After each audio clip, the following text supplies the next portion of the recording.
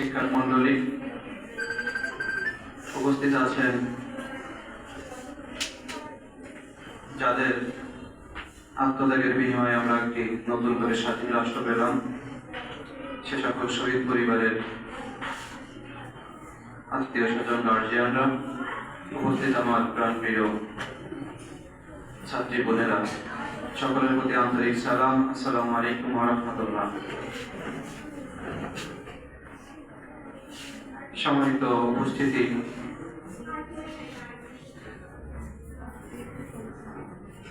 এখানে যারা উপস্থিত আছে আমার সামনে সবাই স্টুডেন্ট, আর শ্রদ্ধাভাজন শিক্ষকরাও আছে।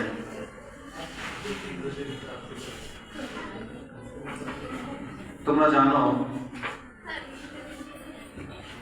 যারা শহীদ হয়েছেন তোমাদের সহপাঠীদের মতোই অনেকে আছেন 10-এর স্টুডেন্ট, পরীক্ষা দেবে এসেছে পরীক্ষা। বাগেরহাটের বুকেই যারা শহীদ হয়েছেন, এখানে যারা উপস্থিত হয়েছেন, কারো পিতা হারিয়েছেন, তার সন্তানরা উপস্থিত হয়েছে। কেউ সন্তান হারিয়েছেন, পিতা মাতা উপস্থিত হয়েছেন। কেউ ভাই হারিয়েছেন, ভাই বোনেরা উপস্থিত হয়েছেন। যারা বুকের তাজা রক্ত বিলিয়ে দ্বিতীয় স্বাধীনতা এনে দিল, এই সকল শহীদদের পূরণ আমরা কোনোভাবেই করতে পারবো না। যে মা বাবার বুক খালি হয়েছে, যে সন্তান পিতাহারা হয়েছে, যে স্ত্রী বিধবা হয়েছে, আমরা কি করলে এ সকল শহীদদের সেই শূন্যতা পূরণ হবে সেটা আমার জানা নেই। তবে এটুকু দোয়া করতে পারি, যারা দেশের জন্য, শান্তি প্রতিষ্ঠার জন্য, মানুষের অধিকার প্রতিষ্ঠার জন্য জীবনকে বিলিয়ে দিয়েছেন, নিজের কথা চিন্তা না করে, পরিবারের কথা চিন্তা না করে, স্ত্রীর কথা চিন্তা না করে, সন্তানের কথা চিন্তা না করে, আমরা আল্লাহ তাআলার কাছে আবেদন করতে চাই, মহান রব যেন এই সকলদেরকে শহীদ হিসেবে কবুল করে নেন এবং শহীদের সর্বোচ্চ মর্যাদা দান করেন।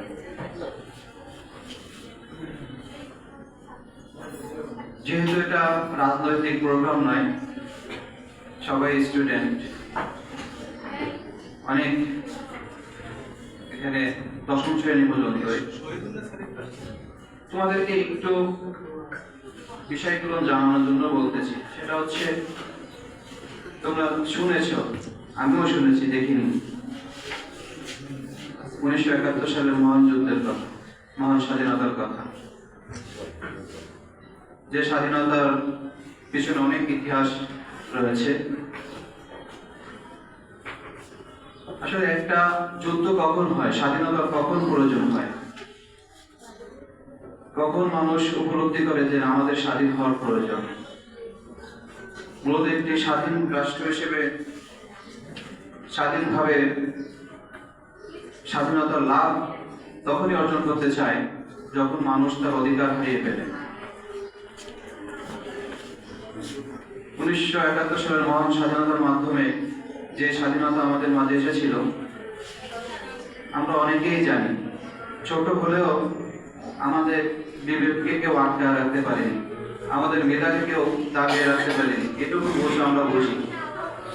বিগত 15 বছর সহ স্বাধীনতার 53 বছরে আমরা দেখেছি যে প্রকৃতপক্ষে যে স্বাধীনতা অর্জন হয়েছিল, সেই প্রকৃত স্বাধীনতা আমরা সামনে দেখতে পাইনি। মানুষের অধিকার ছিল না, ভোটের অধিকার ছিল না, কথা বলার অধিকার ছিল না, একটি মানুষ স্বাধীনভাবে তার কর্মকাণ্ড পরিচালনা করবে এমন স্বাধীনতা ছিল না।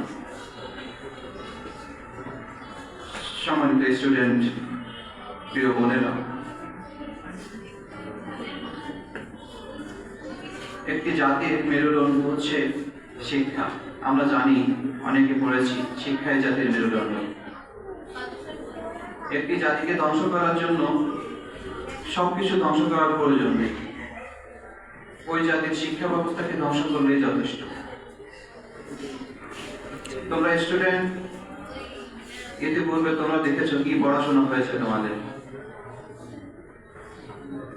পড়াশোনা থেকে আমাদেরকে ডাইভার্ট করে মোবাইল জগতে নিয়ে গেছিল, ইন্টারনেট জগতে নিয়ে গেছিল, ফেসবুক জগতে নিয়ে গেছিল। যখনই কোনো জাতি শিক্ষা থেকে পিছিয়ে যাবে, প্রকৃত শিক্ষা থেকে জ্ঞান লাভ করতে পারবে না, তখন সে জাতি থেকে ভালো কিছু আশা করা যায় না।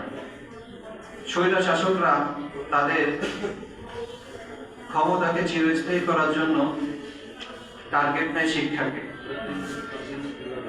জাতিকে যদি অন্ধকারে নিক্ষেপ করা যায়, তাহলে তাদের আশা আকাঙ্ক্ষা পূর্ণ হবে। যাই বলবে সবাই হা হা হা, তখন আর কেউ প্রতিবাদী থাকবে না। তবে আলহামদুলিল্লাহ, যেভাবে আমাদেরকে পরিচালিত করতে চান না কেন, যতই ফেসবুক মুখী আমাদের কেন, শিক্ষা থেকে আমাদের যতই দূরে ঠেলুক না কেন, 24-এর স্বাধীনতা প্রমাণ করে আমরা যতই ফেসবুক চালাই না কেন, আমাদের বিদ্যা থেকে যতই দূরে ঠেলে দেখ না কেন, আমাদের দেশপ্রেম থেকে দূরে ঠেলে দিতে পারিনি। তাই যদি হতো আবু সাইদ গুলির সামনে মুখ পেতে দিত না। আবু সাইদ মুখ দেখিয়ে গিয়েছেন স্বাধীনভাবে কিভাবে কথা বলতে হয়, দেশপ্রেম কিভাবে উপলব্ধি করতে হয়, সত্যের পক্ষে কিভাবে থাকতে হয়। সম্মানিত উপস্থিতি, পৃথিবীর বুকে যেগুলো দেশ আছে, সম্প্রীতির দিক দিয়ে যদি বিবেচনা করা হয়, বাংলাদেশ আমি মনে করি সর্বপ্রথমের দিকে আছে। বাংলাদেশে মুসলিম, হিন্দু, খ্রিস্টান, বৌদ্ধ যে 4টি ধর্মের অনুসারীরা বেশি বসবাস করে। আমি মনে করি বা আপনারাও মনে করেন যে